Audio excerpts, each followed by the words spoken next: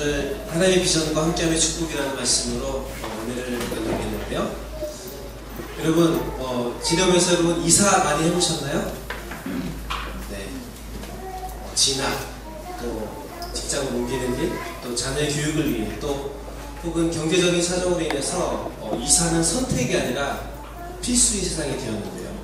여기 계신 분들 최소한 몇 번은 이사를 했을 겁니다. 최근 그 이사부로 따질 때 아주 따끈따끈한 재윤 형제가 또 있는데요. 지난주 이사했죠? 네, 잘했어요? 네. 이사하면 또 가장 또 피부로 가장 많이 느낄 수 있는 건데요. 여러분 이사하면 어떤 이미지가 떠오르죠? 한번 얘기해 볼까요? 몇 주 전에 이사하면 어떤 이미지가 떠오를까요?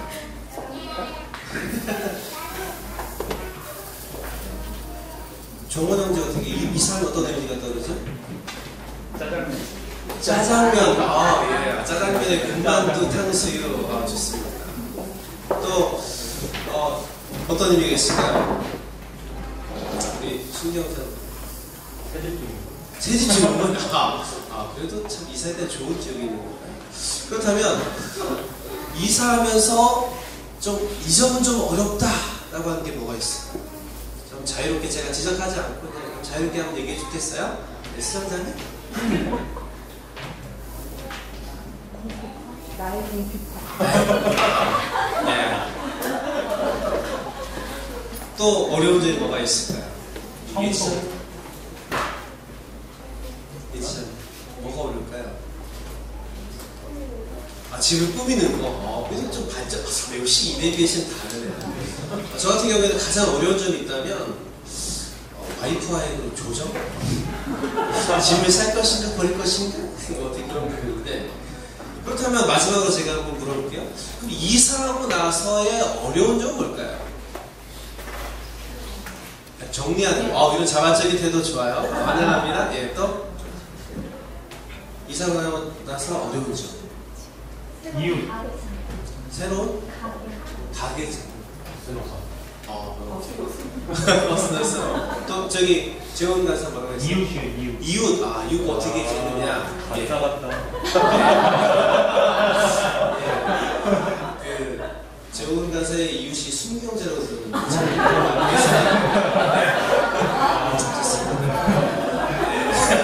아멘. 여기가 이사에 관한 여러 얘기들을 제가 질문하고 또 답했는데, 어쨌든 이사한다는 것이 그 실행하고 또 이후에 적응에 있어서 우리에게 있는 여러 에너지들, 감정적, 물리적, 재정적인 부분 모두에 엄청난 양을 쏟게 하는 것이 사실이라는 것이죠. 그렇게 볼 때 성경에도 수많은 이사의 내용이 있습니다. 혹시 어떤 내용의 이사가 있을까요? 한번 또 얘기해 볼까요? 눈을 안 맞추고 그러는데. 좋은 형제? 어떤 이사가 있을까요? 성경에 나타난 이사?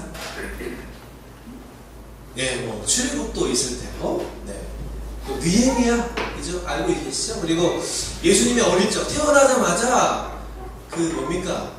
그 2살 아래 아이들은 다 죽이라라는 명령 때문에 예수님은 태어나자마자 애굽으로 이집트로 가야 하는 이사를 경험했다는 것이죠. 근데 오늘 이 시간에 특별히 성경에 나타난 이사와 관련된 인물과 스토리 중에서 아브라함, 그리고 아브라함의 이주 이야기를 함께 들여다보고 함께 은혜를 나누기를 원하는데요. 함께 성경을 보도록 하겠습니다. 성경은요, 창세기 12장 1절부터 4절 말씀인데요. 제가 읽어드리도록 하겠습니다. 전화로 받쳐드리고요. 여호와께서 아브라함에게 이르시되 너는 너의 고향과 친척과 아버지의 집을 떠나 내가 네게 보여줄 땅으로 가라. 내가 너로 큰 민족을 이루고 네게 복을 주어 내 이름을 창대하게 하리니 너는 복이 될지라.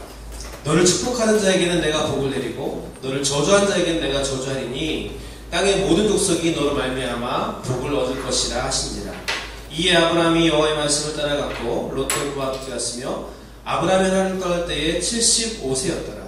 아브라함이 그의 아내 사레와 조카 롯과 하란에서 온 모든 소유와 얻은 사람들을 이끌고 가나안 땅으로 가려고 떠나서 마침내 가나안 땅에 들어갔더라. 아멘. 오늘 본문은 우리가 잘 알고 있는 아브라함의 이사입니다. 본문에서 하나님께서는 아브라함에게 나타나셔서 아브라함이 지시한 땅에 갈 것과 또 그로 말미암는 약속을 말씀하고 계세요. 근데 이 아브라함이 이삭과 관련된 이 하나님의 약속과 아브라함의 순종은 하나님의 그 비전과 반응이라는 측면에서 우리에게 귀한 모범이 된다는 거죠. 특별히 본문의 스토리는 지난주에 2대 BAC 개척을 준비하고 진행한 우리 블루라이트 교회 전체와 그 개척을 감당한 우리들에게 하나님의 비전에 동참할 때, 함께할 때 주시는 축복이 어떤 것인지를 우리에게 알려주고 있다는 겁니다. 그렇다면 아브라함의 이야기를 통해서 하나님께 그 비전과 함께할 때 주시는 축복은 무엇일까요?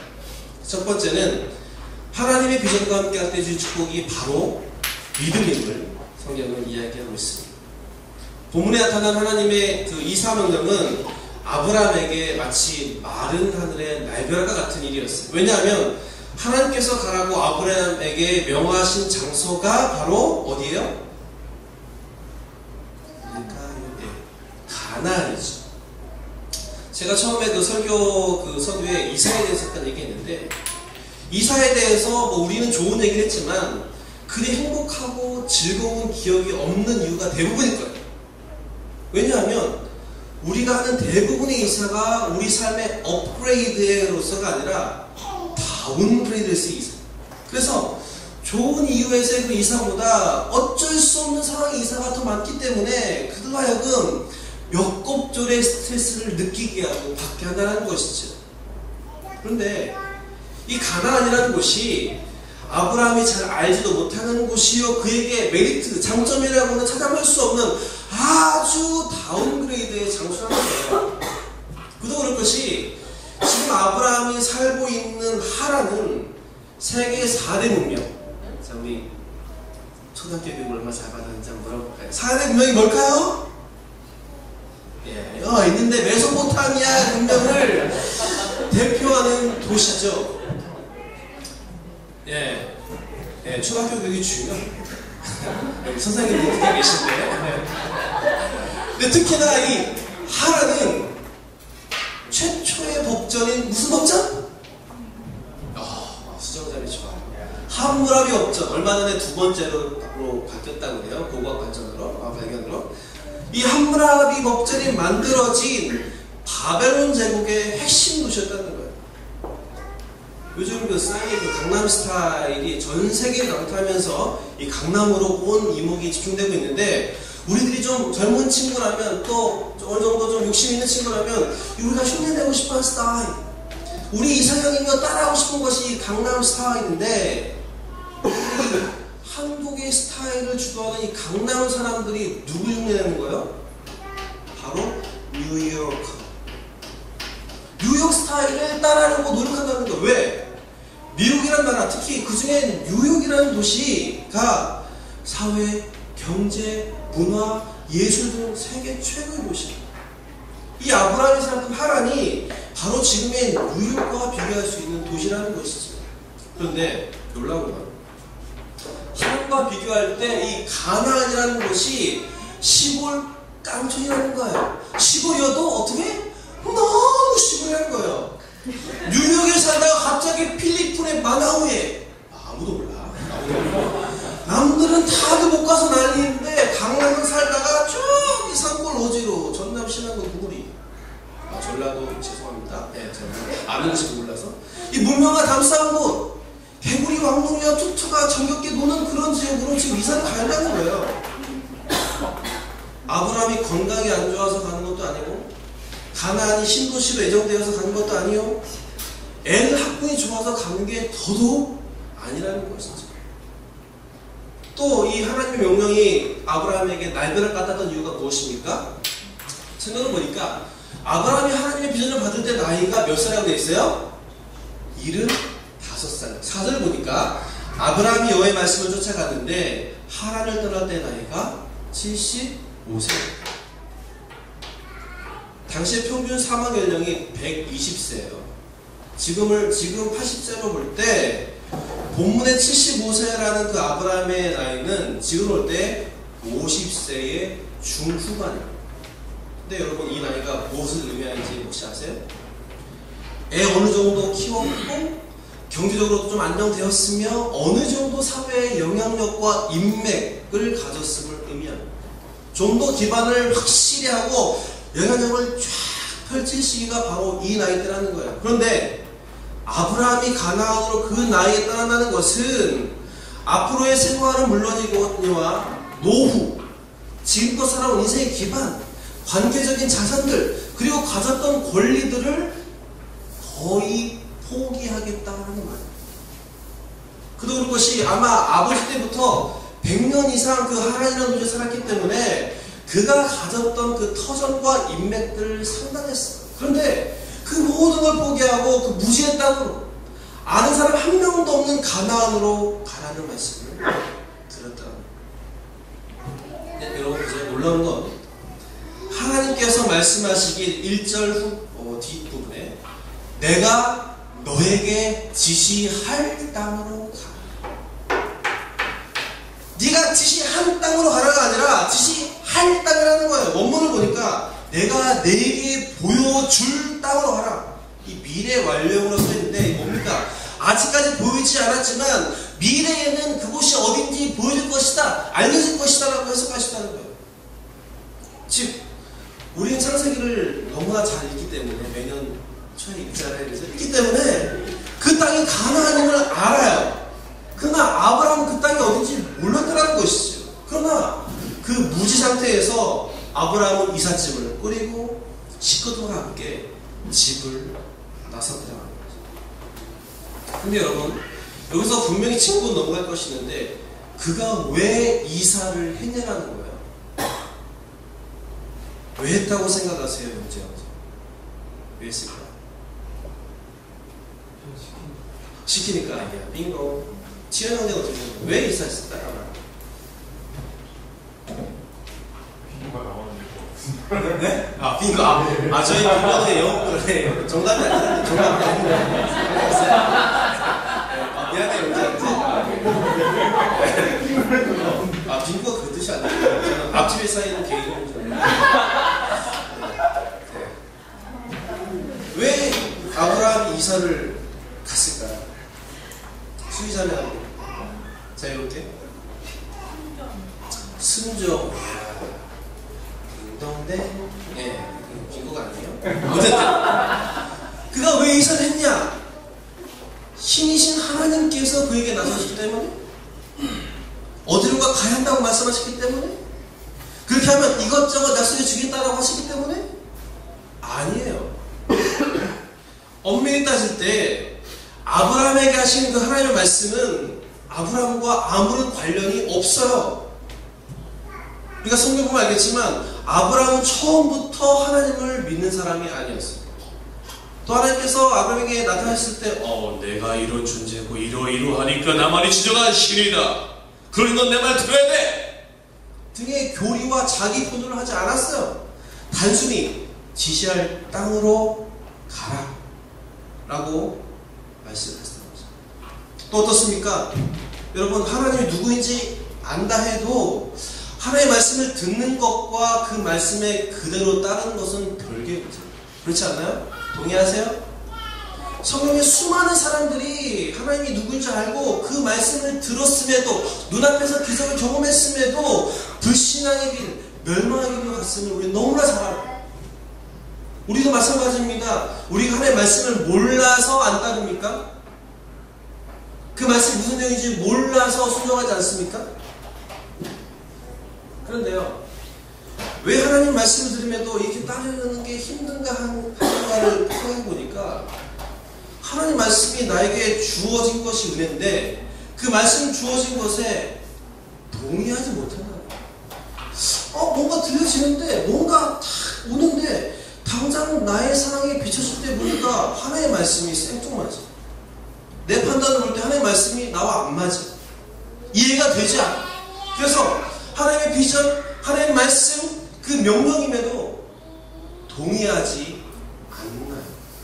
그래서 결국 하나님과 나의 관계, 또 하나님의 말씀과 그 비전과 나와는 아무런 상관이 없게 된다는 것이죠. 그러기에 하나님의 말씀이 맞느냐 맞지 않느냐가 우리의 문제가 아니라 그 하나님 그 말씀과 비전에 동의하느냐 동의하지 않느냐가 우리에게 문제라는 겁니다. 근데 중요한 건 하나님께서 그 말씀과 그 비전에 동의할 때에 반응할 때에 바로 믿음으로 그 축복을 허락해 주신다는 거예요. 그 믿음으로 비전에 순종케 하시고 감당케 하심으로 하나님의 일과 계획을 실제로 이루게 하신다는 거예요. 다시 말해 그 말씀을 삶으로 받아들이는 자에게 믿음까지 주심으로 그 말씀의 성취를 위한 발걸음을 떼게 하신다는 거예요. 그리고 떼기가 뿐만 아니라 믿음의 열매를 보게 하신다는 겁니다. 그런 면에서 아브라함은 이 하나님의 비전에 동의하여 순종하되 바로 하나님께서 주신 믿음으로 말미암아 순종했다라는 거예요. 비록 그는 그 비전이 무엇인지 몰랐지만 순종함으로써 그 비전을 이뤄갔다라는 거예요. 그래서 믿음의 장으로 불리는 우리 히브리서 11장 8절을 보면 믿음으로 아브라함은 부르심을 받았을 때에 순종하여 장래의 유업으로 받을 땅에 나아갈새 갈 바를 알지 못하고 나아갔으며 라고 기록하고 있다는 거예요. 그런데 여러분 이 믿음이 하나님 나라의 비전에 그 동의하는 사람들에게 주는 하나님의 큰 축복의 이유가 무엇입니까? 그것은 이 믿음으로 말미암아 나에게 없지만 볼 수 없는 하나님의 역사하심과 그 나라를 볼 수 있기 때문에 축복이에요. 또 두 번째, 또 이 믿음으로 말미암아 비전의 그 순종하며 오는 그 부족함, 힘듦, 고통, 어려움들을 이겨낼 수 있다는 거예요. 이 믿음으로 말미암아 내가 할 수 없는 수고와 헌신을 감당할 수 있다는 것이죠. 그리고 가장 큰 핵심, 세 번째 뭡니까? 이 믿음으로 말미암아 그 비전의 열매들을 우리 삶 가운데 이미 맛볼 수 있고 그 풍성함을 누릴 수 있다는 거예요. 그것도 우리 믿음 아주 작지만 그 분량에 비해서 엄청나고 풍요롭고 값진 열매들로 맛보게 하신다는 거예요. 성경에 이 아브라함, 이삭, 요셉들이 이 믿음의 열매들을 누렸어요. 그뿐입니까? 예수님의 제자들, 또 이번 주 큐티 크리스마스 말고 선생 중에 있었던 이 혈류병을 앓는 여인조차 믿음으로 말미암는 기적을 맛보았어요. 그 외에도 수많은 믿음의 사람들이 세상에서는 경험할 수 없는 믿음의 열매를 맛보았습니다. 저는 지금 하나님께서 일하실 때에 주신 말씀, 비전의 동의가 먼저냐 믿음이 그 다음이냐 어떤 절차와 순서를 얘기하는 것이 절대 아닙니다. 그 비전을 주시는 분도 하나님이요, 그 비전에 우리의 마음을 만지셔서 동의하시는 분도 하나님이고 또 믿음을 주시는 분도 하나님이시며 그 일을 이루셔서 우리를 기쁨과 그 열매 가운데 이끄시는 분도 하나님이에요. 그러나 무엇보다 하나님은 그 비전에 합당한 믿음을 주심으로 우리가 그 일을 감당할 수 있도록 하신다는 거예요. 믿음이 모든 하나님의 일에 대한 원동력이요 원료입니다. 믿음이 없으면 아무것도 아니고요. 오직 믿음으로 하나님을 기쁘시게 하고 오직 믿음으로 말미암아 하나님을 믿는 의인들이 살 수 있다는 것입니다. 여러분 오늘 두 번째 2대 BAC 예배를 드리는데 한번 둘러보세요. 한번 좀 얼굴 보세요. 여기에서 여기 있는 게 어색하고 신기하네 라고 생각하는 사람 누구 있어요? 한번 얘기해 봅시다. 누구 누가 있을까요? 다 오신 분이 오셨군요. 할렐루야. 제가 설교 중에서 이렇게 보니까 가장 이 자리에 있는 것이 어색하고 신기한 게 바로 제 자신입니다. 제가 1년 전 손 목사님으로부터 BAC에 대한 그 비전 동참을 보내받았을 때 좋긴 한데 왜 나야? 라고 생각했어요. 그러면서 한편으로는 목사님이 제 멘토이기 때문에 그 말씀에 좀 따르지 않겠냐 라는 아주 단순한 생각밖에 없었어요. 왜? 그 비전이 하나님께로 도움을 저도 알고 있고 또 그 비전을 저도 공유했기 때문에. 그런데 여러분 고민을 하면 할수록 내가? 지금? 이런 생각이 또 가득하거든요. 만약 그렇게 되면 여러 가지로 정말 힘들게 유학을 갔는데 공부의 계획도 바꿔요. 유학한지 겨우 한국 적응했는데 편안함들을 생각할 때 한국과 진짜 한국 진짜 꽝이거든요. 근데 와야 돼. 그리고 그렇게 했을 때에 여러 부족함들을 감수해야 해. 결론 아니다.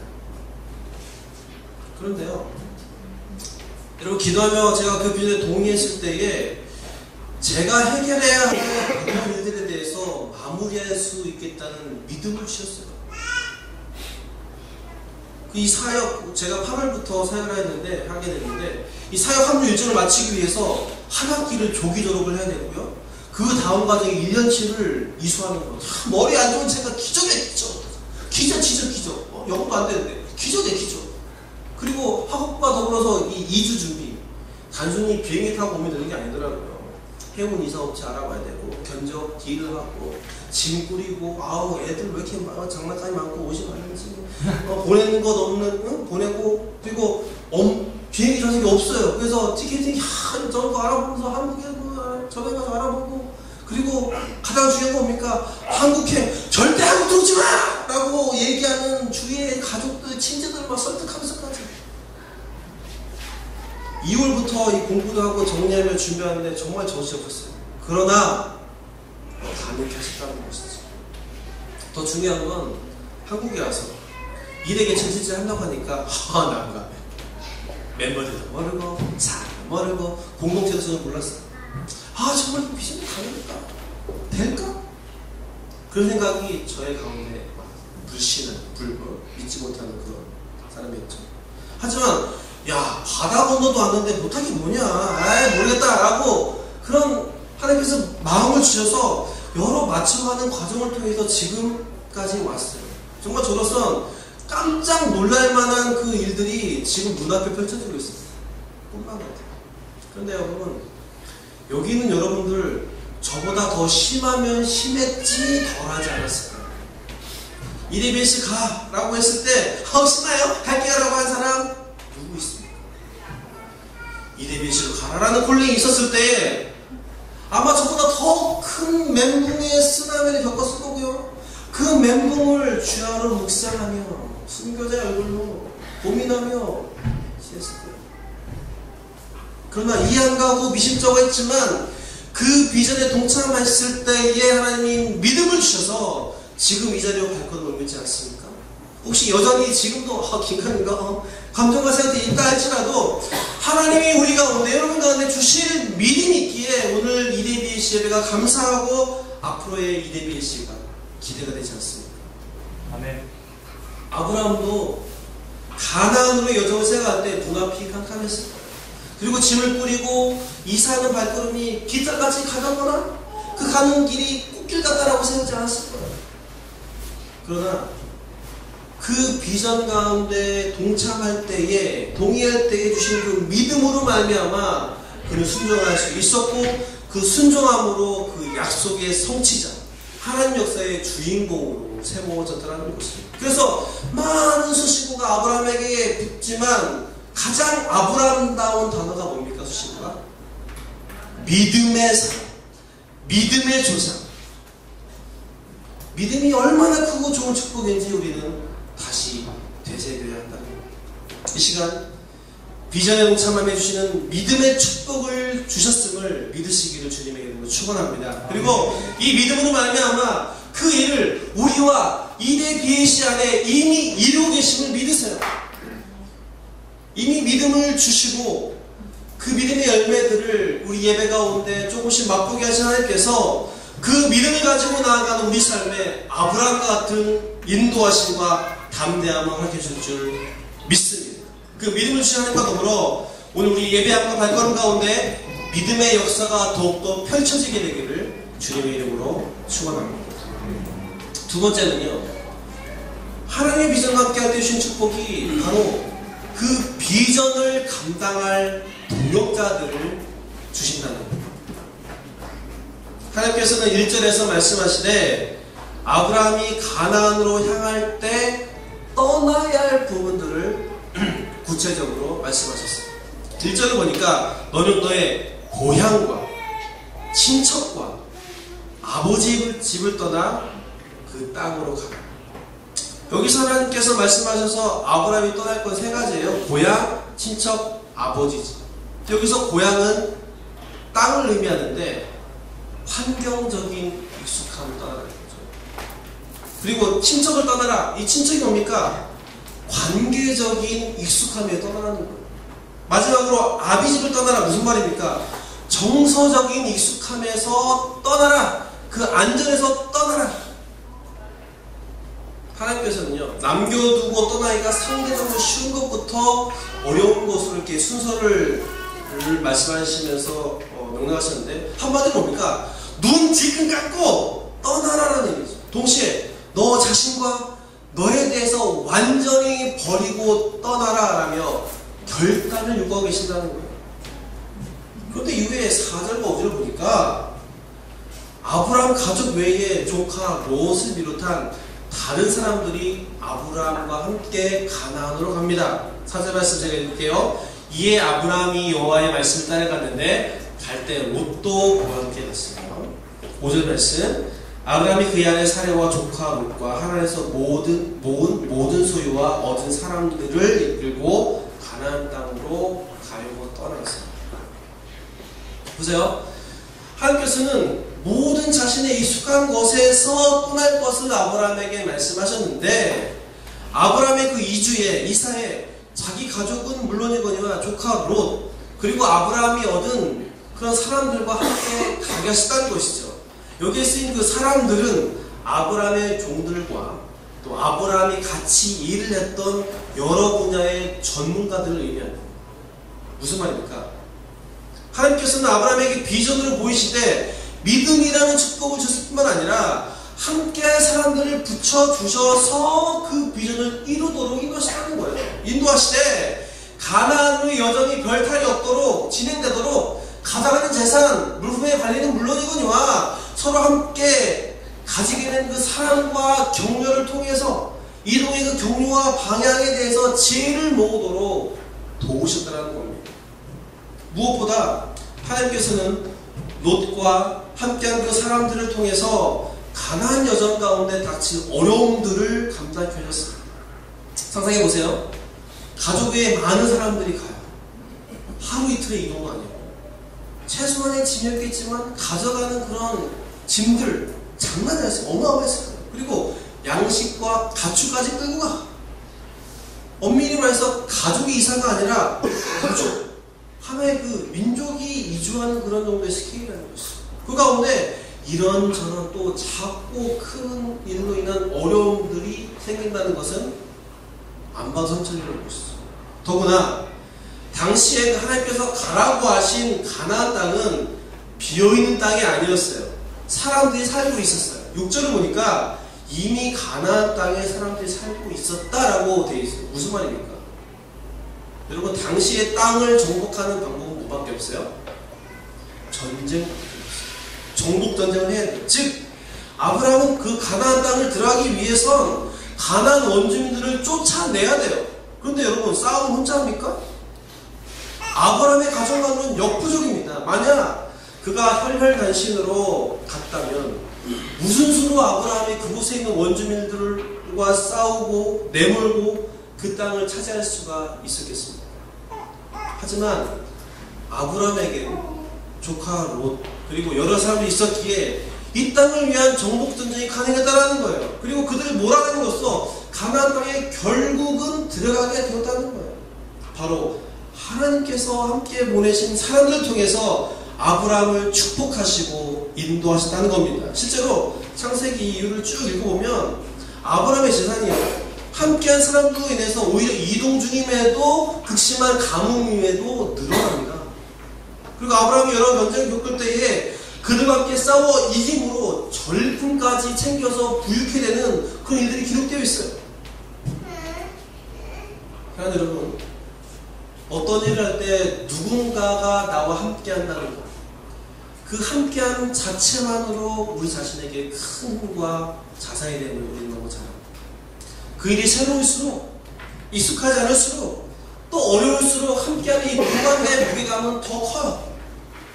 도움을 받을 수 있는 사람이면 말할 것도 없고 그냥 아무것도 하지 하지 않지만 같이 그 자리에 지켜주는 것만으로, 함께하는 것만으로도 든든하다는 것이죠. 제가 뭐 첫 번째 대지에서도 그 유학생을 얘기했는데, 제가 얼마 전까지 있었던 그 텍사스, 참 황량하고요, 쓸쓸해요. 외로움이 철철철 넘쳐요.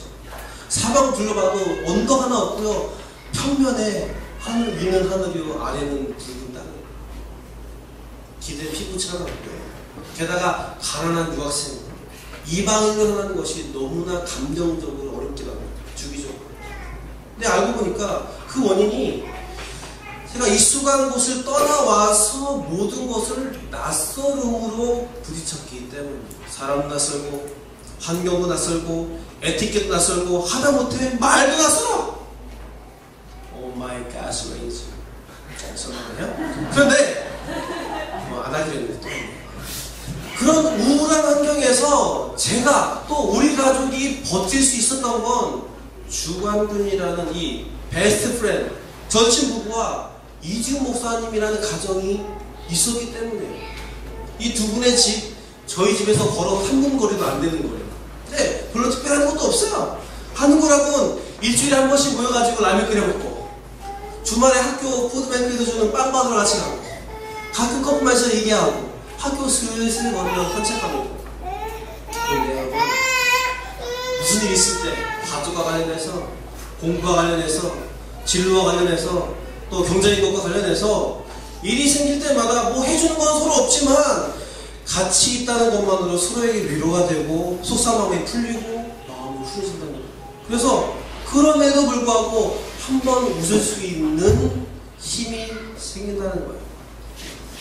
같은 핏줄, 같은 언어를 사용하고 같은 생김새가 뭐라고 그렇게 공감할 수가 있었는지 돌이켜보건데, 그분들이 없었다면 제가 또 우리 가족들이 그에서 어떻게 버텼을까 하는 생각이 가득하다는 것이죠. 그러면서 이 귀한 분들과 만나게 하시고 함께 하도록 인도하신 하나님께 얼마나 감사한지 모르겠어요.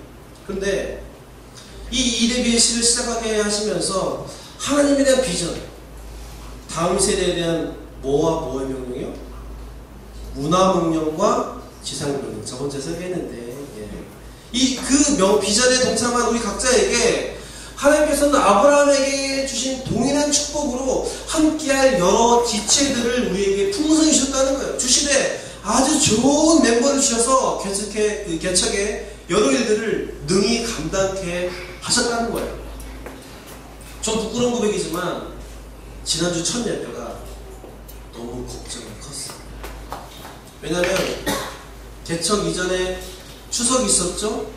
청남원 전체 모임이 있었죠. 그렇기 때문에 뭐가 예배를 위해서 준비된 것이 아무것도 없었어요. 또 어떻습니까? 우리 예배 컨셉 이전에 있었던 거 아니고요. 전혀 새로운 기도예요. 기도 소용도 같이 해. 주님 같이 해. 설교 같이 사역하는 기도 어떨지 매 순서 걱정이에요. 또 전체로 잘 이어질지 염려해요. 더 신경 쓰이는 건 송 목사님이 홍대 BLC 그 일부 예배를 드리고 바로 이대로 오셔야 되기 때문에 저는 이곳에서 예배를 준비하다가 공연장으로 헌금과 축도를 담당하러 넘어가야 돼요. 그런데 이곳은 막 정신없이 막 의자 세팅, 뭐 종이 막 중복이 했어요. 막 찾고 막 하다 보니까 공연장으로 가는 시간을 넘겼어요. 그래서 어떻습니까? 부랴부랴 엘리베이터 타고 내려가면서 급한 마음에 그 김하정 원장님께 지금 가요 안 되죠? 문제를 보내 막 뛰어나가 어떻게 해요? 밑에 유리 문에 여러분 얼마나 세게 붙였는지요? 별도 안 보고 온통 하얗고 아 내가 지금 살아있나? 그래서 근데도 불구하고 늦을까 막 뛰어나는데 막 눈이 막 점점 이렇게 부어오르잖아요. 이렇게 부어오르면서 눈이 조금씩 시야가 가리기 시작해요. 막 시끄럽게 막 보내요. 앞도 잘 안 보이고 막 쑤시는데 어떻게 일부 가서 헌금을 설명하고 축도했는지 기억도 안 나요. 근데 축도하자마자 어떻습니까? 아, 빨리 와야 된다는 생각에 뭔가 잘못됐을까봐 내가 있어야 되니까 막 뛰어왔는데 글쎄 너무 평안해. 오히려 감격. 놀라운 건 제가 예배 후에 여러 멤버들에게 물어봤어요. 오늘 예배 어땠어요? 네, 물어봤더니 거의 모든 멤버들 대수롭지 않게 이 BLC 예배 개척 예배 때 생각은 좋았어요. 말씀과 기도가 은혜됐어요. 너무 덤덤. 첫 예배지만 무난히 또 잘 드린 것이 당연하다듯이 반응. 사실 놀랐어요. 근데 나중에 셀 리더들부터 들은 얘기가 과감입니다. 오늘 목사님 오늘 첫 예배 때 다들 그냥 잘 예배 드렸는데 목사님 혼자 긴장하시던데 왕왕왕왕. 그때 느낀 게요, 함께하는 것이 단순히 그냥 바치는 게 아니구나. 공동체가 개척하고 그 첫 예배를 드리는 것 정말 쉽지 않고 정말 큰 에너지를 쏟는 일인데, 더구나 새로운 형식들을 디자인하고 준비하는 일, 이 개척 공동체가 도무지 감당할 수 없는 일이고요. 그것도 첫 예배를 준비한 담당 교육자가 없는 상태에서 아무런 요령 없이 예배를 드렸다는 것에 저는 깜짝 놀랐어요. 근데 여러분, 사실 엄밀히 따질 때에 누가 지난주 첫 1회 VS 예배를 아주 편안하게 드리고 내 집이네 하고 드리겠습니까? 여러분 모두는 지금 익숙한 공연장에서 떠나와 함께 인사하고 모임했던 셀에서 떠나고 셀 멤버들에게 떨어져 나와 이 모든 것이 새로운 것들이에요. 새로운 장소, 새로운 멤버, 새로운 스타일의 예배예요. 근데 여러분, 말이 좋아 새로운 것이죠. 저를 포함한 모든 사람에게 낯선 거예요. 문제는 모든 이에게 낯선 것은 불편하고 적응하기 쉽지 않아요. 그런데 이 블루라이트의 비전에 함께 동의했고 그 믿음을 함께 떠나왔기에, 그 첫 발걸음을 뗐기에, 그 예배 자리에 함께 있었기에 자칫 이 낯설음이라는 이름으로 우리의 감정과 습성을 힘들게 할 수 있는 모든 것들을 날려버렸다는 거예요. 그러면서 전 지난 주일을 지내면서 함께 한다는 것이 얼마나 든다는 건지, 저에게 여러분이, 여러분에게 여러분이, 또 여러분에게 제가, 그런지 깨달았고, 이런 공동체와 멤버들과 시작했다는 것에 대해서 하나님께 감사했습니다. 그런데 더 감사한 것은 이것에서 나아가서 리더 모임 중에 셀 리더들과 함께 1위 BCB에서 기도할 때에, 만남 중에 여러 스태프들과 사역을 조율할 때에, 또 전화로 주중에 몇몇 멤버들과 의견 나눌 때에 이 함께함 해주시는, 그리고 어려움과 고통들을 우리 함께함으로 주시는 사랑과 공로로 이기자고요. 그래서 함께함의 기쁨을 경험하자고요. 그리고 함께함 해주시는 그 비전의 성취와 열매들을 맛보는 자가 되자고. 주님 분명 이 블루라이트의 비전과 함께하는 우리를 통해서 이 세대의 회복과 부흥은 물론 우리 개인 삶의 치유와 풍성함의 역사를 이루실 줄 믿습니다. 그 은혜가 우리 가운데 넘쳐나기를 주의 이름으로 축원합니다. 말씀을 듣겠습니다. 오늘 본문을 통해 우리는 하나님이 비전과 말씀을 주실 때에 단순히 약속의 말씀만 하시는 분이 아니라 믿음, 그리고 함께할 사람들까지 축복으로 주셨다는 것을 알게 되었습니다. 그런데 뻔히 알다시피 하나님께서 이렇게 귀한 은혜를 주시는데 결국 그 약속을 이루시기 위해서 이런 여러분까지 주신다는 거예요. 하나님께서 아브라함에게 하신 약속과 그것을 이루신 내용이 무엇입니까? 바로 아브라함을 복의 근원으로 세우신 것입니다.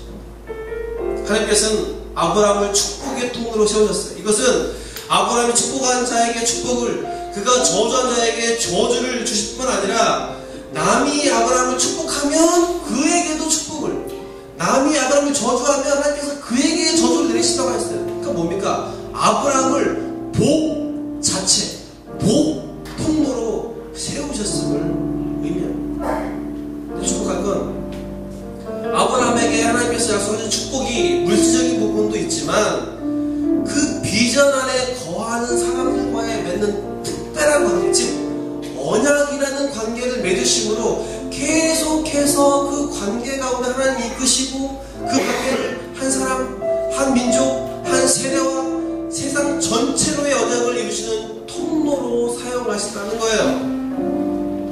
아브라함을 통해서 하나님의 자손들이 일어나게 하시고 그 혈통으로 구원의 일을 이루시는 큰 역사의 틀로 아브라함을 인도하신다는 거예요.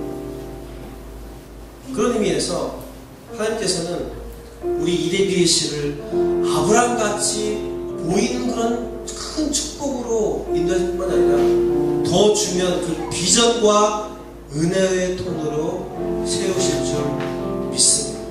그 틀로 사용할 줄 믿습니다. 우리를 통해 블루라이트의 비전이 흘러가되 더욱 폭발적으로 될 것이며 우리를 통해 다른 앞으로의 비전뿐만 아니라 지금의 수많은 젊은이들, 우리의 자녀, 또 다음 세대 이 구원의 은혜, 믿음의 열매들을 우리를 통해서 맛보게 하실 것을 믿는다는 그러기에 우리가 지금 작은 개척의 모습이지만 이 안에 이미 서울과 한국 그리고 온 세계의 BAC의 모습이 존재함을 믿으시길 축원합니다.